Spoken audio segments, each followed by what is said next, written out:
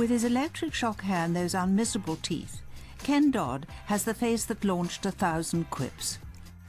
For a time in the 60s and 70s, Doddy was Britain's most successful comic and the BBC's highest paid entertainer. He was a national phenomenon. That meant filling theatres across the country and being booked on the nation's top chat shows. Young man! All right! Yes. At last! Is Ken Dodd your real name? No, it's an anagram. An anagram? It's a joke! It's a joke, is it? No, see. What is the anagram? Oh. Dencod. Dencod. And you are from... No, clear this up. Is Knotty Ash mythical or real? Oh, no. Knotty Ash is a real place. A lot of people think it is a fig leaf for my imagination, but no, it's a real place. It's Knotty Ash, a little village about 4.5 miles east of Liverpool, and it's there, all right, and we have, that's where we have all the Knotty Ash industries, you know, the snuff quarries and the broken biscuit repair works, and the gravy wells, where we export Knotty Ash gravy all over the world in our fleet of gravy boats. What sounds the vessel? Have you got your right teeth in? Yes, oh, this is the one, yeah. Central eating. But listen, were they always there? These, I mean, you were born in Knotty Ash, weren't you? Yes. And raised there? Yes. And all these industries were there when you were a child, I Oh, assume? yes. We had them all there, the Jambutty mines and the Treacle wells. And, oh, yes, all there. As a matter of fact, we have our own motorway sign now on the M62, this lovely big Knotty Ash. And a lot of people come to the odd. You can't believe it. But what kind of childhood did you have, Ken, there? Very happy. Was it? Yes, very, very happy. I think I had the best mum and dad in the world, and a brother and a sister. It was 3 of us, one of each. And mum and dad, I had a little bitty man daddy and a little mini mum. And they all, between them, my family life and Knotty Ash, I think I owe it all to them. I started entertaining in Knotty Ash. But I mean, was there a lot of laughter in the family? Ah, yes, yeah. A lot of people often say, who's your favourite comic? Who's the comedian who you model? Well, it's my dad. Really? Definitely. He was the funniest man I ever knew. Very, very funny man. Every sort of Sunday afternoon when we'd had, you know, you having your tea, have pineapple chunks. Chunks and carnation. After that, my dad always used to do impressions for us and sing us songs like An Egg and Some Nam and an Onion and his great favourites were, Will Hay, Jack Pleasance. What about school? Were you a funny lad at school? Were you different? Oh, yes. A bit difficult, this, you know. See, on one hand, I'm trying to answer you with a sensible remark, and the other hand, the brain, the computer, it takes over, and you're trying to think of the funny ones. Yes, I went to, I was teacher's pet. I used to sit in the cage at the back of the classroom. I went to a mixed school. We wouldn't drink anything else. I went to Knotty Ash school. No, I don't think so. I was quite... When I was 3, I could read, and I used to read all these, The Wizard and the Hotspur and the Rover, and that's how it all started. One day in The Wizard, I read this advertisement. It said, "Fool your teachers, amaze your friends, send 6pence in stamps." So I did, and I got this book on how to become a ventriloquist, didn't I? Yeah, you'll tell. And also, this little bird warbler you put in your mouth, you go... And months later, through going in the woods a lot and lying in the long grass, I became an ornithologist. People say it affects your eyesight, but it never has. But you went to... Your first job, in fact, wasn't in show business, was it? I mean, you were on the knock on the door, weren't you? I worked with my father in a coal business with my brother. And then I was on the knocker, as you say, you know, going round selling...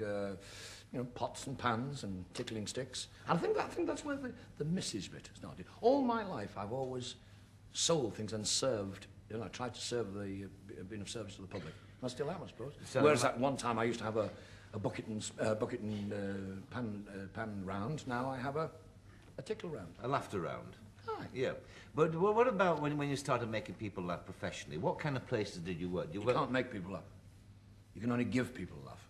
Laughter is inside you see. Everybody's got laughter inside them, and that comic, as a comic, all you do is just touch the spring of laughter. Everybody is born, as a baby, you're all born with a chuckle muscle.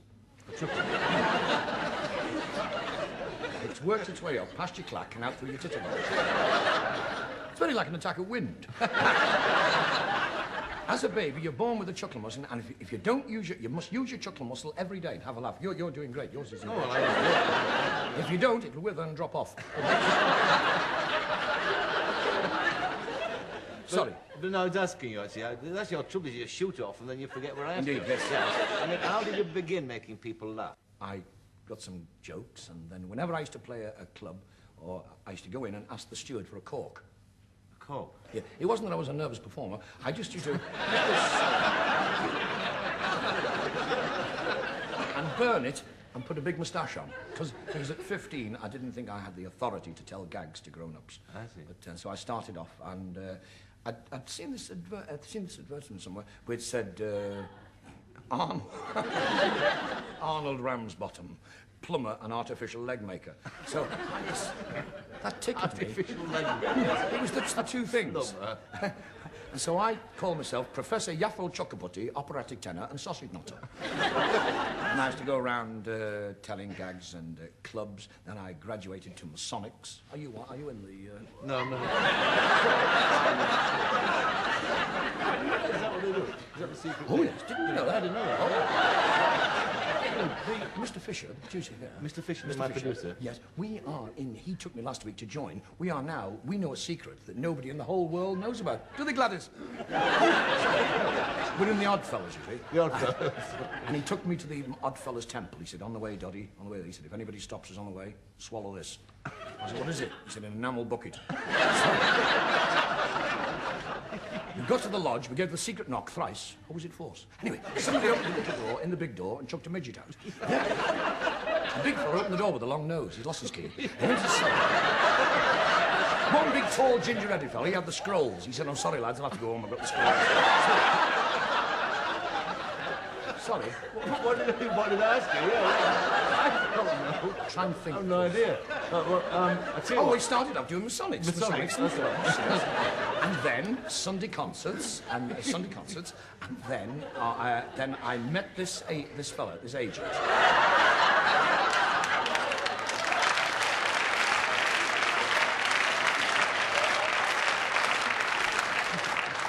I was introduced to a man called David Forrester in Liverpool 25 years ago, and we had tea at the Adelphi Hotel. We had tea and cakes, and the bill came to £1 and £9, and he let me pay. So I thought, well, if he looks after his money like that, he'll be all right for me.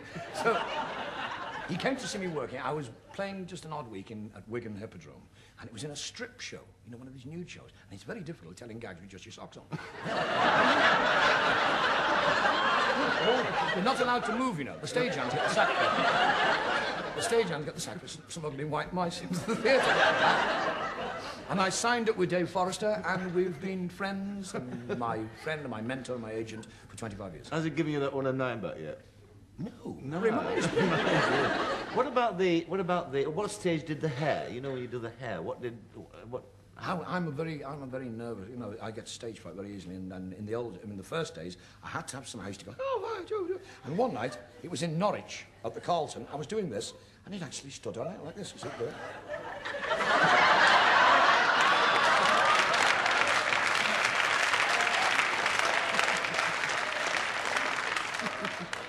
So I used to say, how's that message? By Jove. P-A-L, puts hers on, lads. P-L-J, puts lumps on Judy's. And the hair and the sort of thing. These people say, how did your fingers get like that? Well, actually, I had them trapped in a till. And the teeth bit, that came because I always used to try and do things differently. My dad always used to say to me, you must be original. There can only be one of everything. I remember Ronnie Taylor saying that. You remember that? And he said about Jimmy Clitheroe. There can only be one Jimmy Clitheroe. There can only be one Frankie Howard. There can only be one anybody. You know? And so, as I say, I'm a one-off. The doctor said there's nothing you can do about it. I wanted to be an original, so I capitalised on the teeth and the hair, and I used to say, I'm the only one who can eat a tomato through a tennis racket. I'm the only one who can kiss a girl and nibble her ear at the same time. That appearance on Parkinson would prove to be so popular that Dodd was invited back a year later, which gave Parky the chance to ask some questions he hadn't managed to squeeze in the first time round. Now let's Young man. a question. Last time I met you, we did a one-man show. You did? It together. No, I didn't. You did it wrong. Oh, I... And one question I didn't ask you about that was your appearance. We never got round to your Well, appearance. I must admit, I'm glad you did, because I do find it very difficult, actually, like being a comedian. I mean, when you have perfect features, it makes it very... Sorry, I was laughing at Barry. Oh, right. Yes, I mean, you see, when you have a Grecian profile like mine, I mean, look, what do you think? It's very good. I think it's very winsome, yourself. Yes? Yes. Winston? No, winsome. Handsome, it's a dog food. It's a dog food. Yeah. Oh, sorry. Oh, thank you. Did you ever think... He's starting early. Yeah, think of on the teeth straightening? The teeth, pardon? The teeth straightening. Teeth, is that a threat? No. Oh, well, I did, actually. I tried to look after them, you know, and... I capitalise on them. I tell jokes about them, jokes. I went to the dentist the other day, and a lot of people, you know, when you go to the dentist, it's usually the people full of fear. With me, it's different, so the dentist is full of fear. And I went to the dentist, as I went up the dentist's path, I got this sinking feeling. I fell in his goldfish pond. And the receptionist said, will you need gas? I said, I don't think so. Well, she said, please yourself, it's freezing in that waiting room. So I went in, and the dentist, he said, now you have to stop eating sweets. I said, why? He said, you bit my finger twice. He got this big needle, he said, now, you won't feel a thing. And he jammed it in my gum. Do you know, he didn't feel a thing. And he said, when he'd finished, he said, now, I want you to take your trousers off and jump up and down. Why? He said, I said, I want my money back. He said, I want my forceps back. But people do.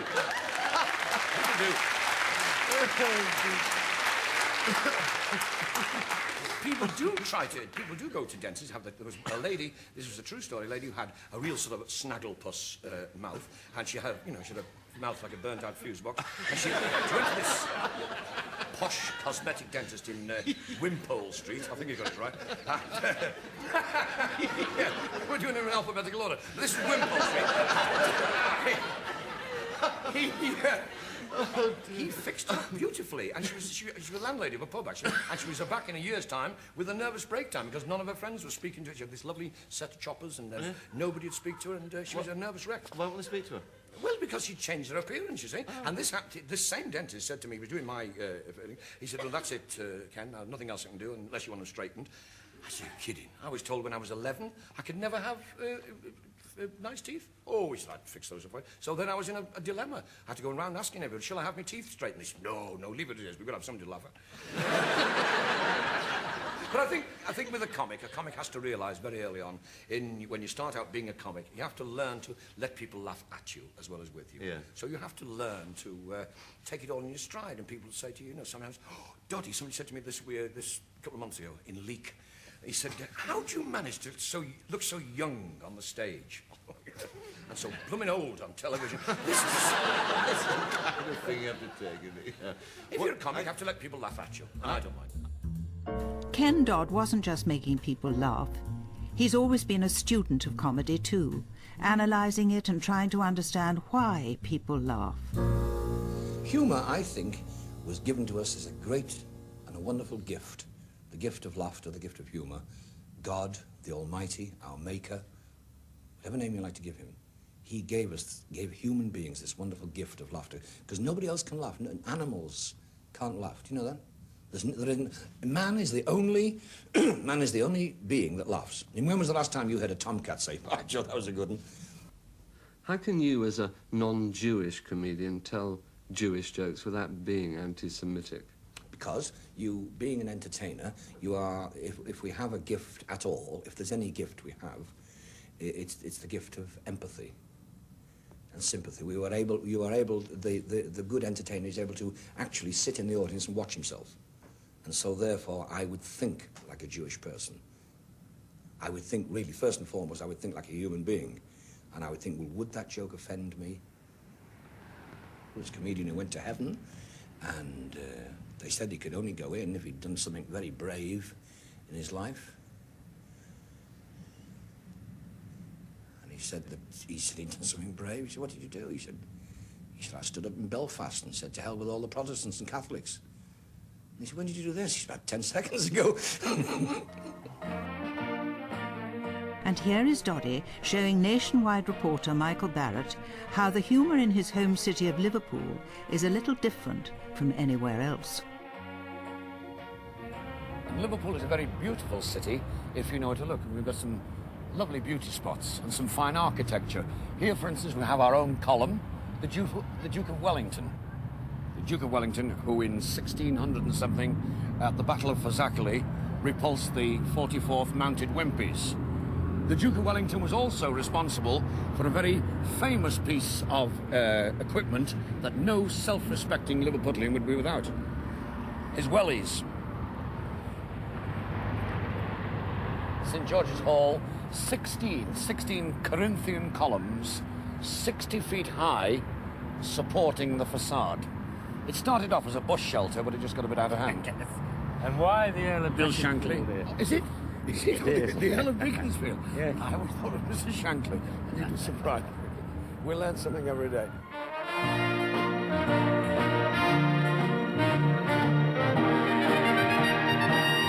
Well, visitors to Liverpool are quite often charmed with the place. Charles Dickens, when Charles Dickens came to Liverpool, he described it as that rich and beautiful port. And John Masefield, the poet, said it was lovely in all weathers. It's the only city I can think of that has its own particular dialect. But you see, this goes back a long time to when there were the 7 lost tribes of Liverpool, the 7 lost tribes, and when the town planners came in, when at one time the town planners seemed to favour demolition more than replacing places. Now, it's getting better now. They are building some very beautiful places. But at one time, there were the 7 lost tribes. They sent one lot out to Skemersdale. They didn't want to go, but they went. Another lot went out to Runcorn, Kirby, and all these places became very sort of, colonies of Liverpool, and didn't always get a good name. They said in one of those places, if you saw a cat with a tail, it was a tourist. And each tribe has its own dialect. For instance, the very posh people in Crosby and over the water, they say, "Where are you working, Mary?" Whereas the people in the south end of Liverpool here, they say, all right, bigot. Get down there and get us one of those furry coats. They have Judies with fur hair. This is our own language. We even have our own words, like, if I said to you, if you had a Judy down a jigger, and this fella came along and he was bevied, so this scuffer came along and took him away. Okay? Oh, I didn't know what that Well, means. you were with this young lady and you were doing a spot of courting, and this gentleman came along who was inebriated. So a policeman came along and escorted him to the police station. So there. In the 1980s, Dodd was made an OBE for his services to the entertainment industry. He was also charged with tax evasion, for which he was eventually acquitted. Between those 2 events, he set himself the challenge of performing at every British theatre, which led to this encounter with Terry Wogan. What about this bet? You're doing it again, actually, going around the theatre. This bet you made Yes. that you're going to play every live theatre. 2 years ago, I made a bet that I would play every live theatre left in Great Britain. And here I am. All the different theatres all over Britain. I thought there'd be about 60 or 70 theatres. But in actual fact, there are hundreds. There are probably more theatres in Britain now than there were 40 years ago. How many have you done so far? A lot. I think it's going to be the one bet I hope I'll never win. Yeah. Because there's entertaining live audiences. When you go to watch a live show, you don't just watch the show, you're in it. You take part in it. Yeah. And You love playing to a live audience? yes, a live theatre, it's a one-to-one experience. There's not all this scrap iron in the way. You can get to them. There's my audience up there. By Jove, listen! You see? Look at this, by Jove, what a beautiful day! You sit here if you want. No, You can face no, it. no. What a beautiful day, all the husbands. Try shoving a handful of ice cubes down your wife's nightie and saying, "There's the chest freezer you've always wanted." That's what I was. I think... Anyone in from Scotland? Never mind, I'll do it anyway. What a beautiful day for putting your kilton upside down, standing outside the town hall and shouting, "How's this for a shuttlecock?" This is...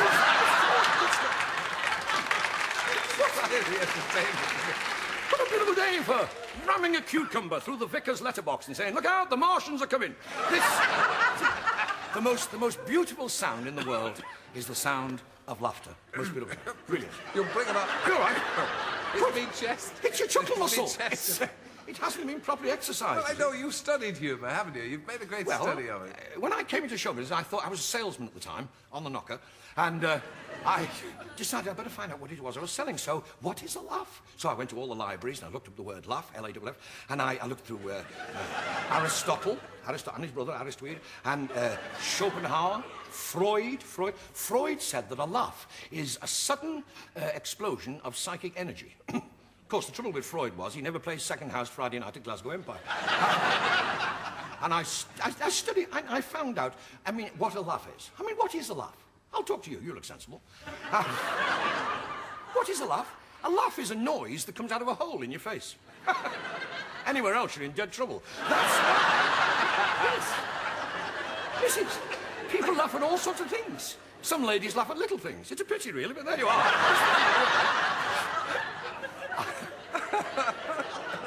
But they like to laugh at other people's misfortunes. People do. Laugh at other people's misfortunes. I never forget the time my dad had the boil on the end of his nose. Yeah. A boil, throb, on the end of his nose. My mother couldn't sleep at night for laughing. And so, I got the doctor in, and the doctor took one look at this boil in his nose, and he ordered us all out of the bedroom, and he took this big needle out of his bag, out, and we all waited out, and we could hear, "Ah! Whoa!" And the doctor came out. He said, "It looks much better now. I've sewn a button on it."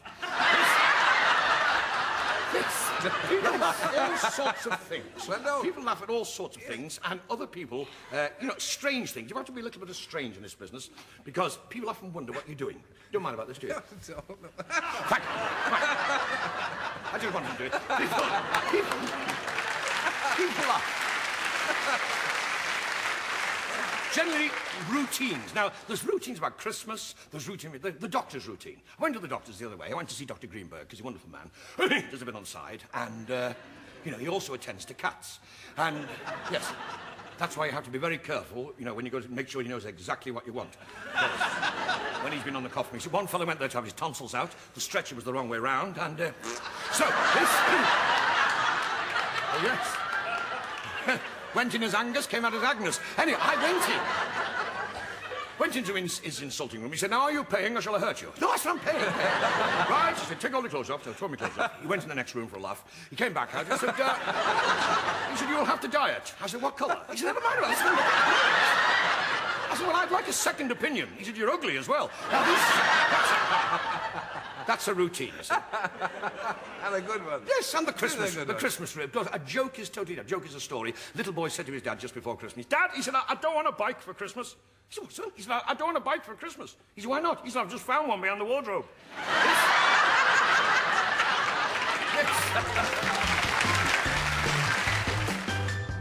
Appearances like that one were classic Ken Dodd and encapsulated his act perfectly. Packed with one-liners and with the audience in the palm of his hand. So how to top that? Well, let's finish with a song that once was a hit for Wogan himself. Yes, brace yourselves, it's Doddy's version of the floral dance.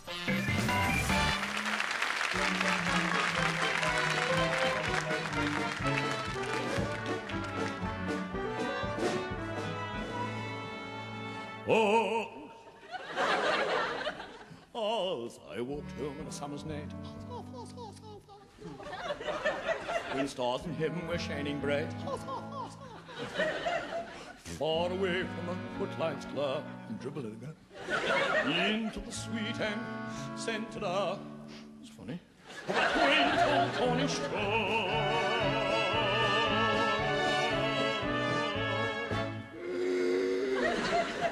Born from afar in the gentle breeze, soft as the murmur of some seas, distant tones of an old world's dance, played by the gasworks band perchance, and the cajomer came from the hot indoor. I thought I could hear the spurious tone of the cornet, clarinet, and big trombone, fiddle, cello, bass drum. Far away as in a trance, I heard the sound of the floral dance. Tiddlywinks, old man, suck a lemon if you can. If you can't suck a lemon, suck an old tea can. I've pulled my Brutus jeans on.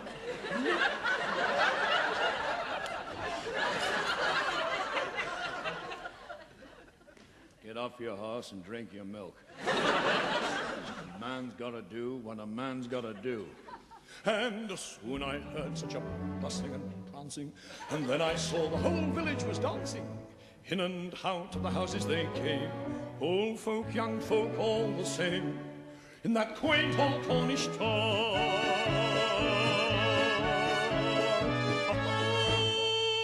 Every boy took a girl by the waist and hurried her off in tremendous haste. Whether they cared for one another I knew not, whether they knew one another I care not, but they kissed as they danced along. They danced to the bend of the spurious tone of the cornet, clarinet and big trombone. Fiddle, fiddle, fife and sweep and the fury hum, each one making the most of his chance, all together with the full done. Hey, hit me with your rhythm stick, yeah! Na na na na na na na. Hitting Sid is innocent.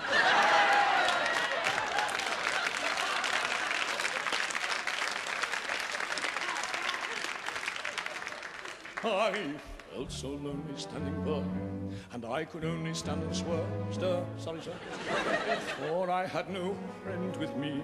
Lonely I would have to be in that quaint old Cornish town.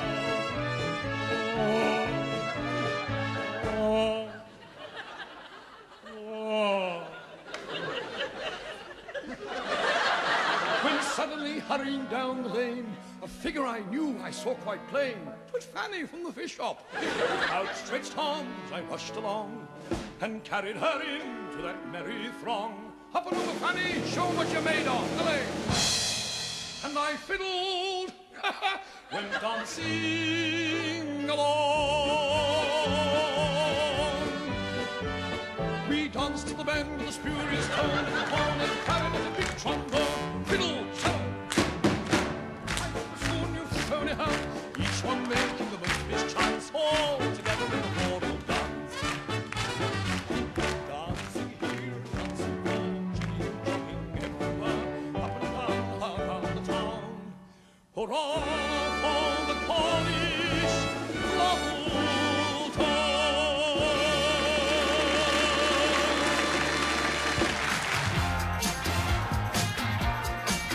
Next on BBC Two, can tribal tradition survive mass tourism for the hunters of the South Seas?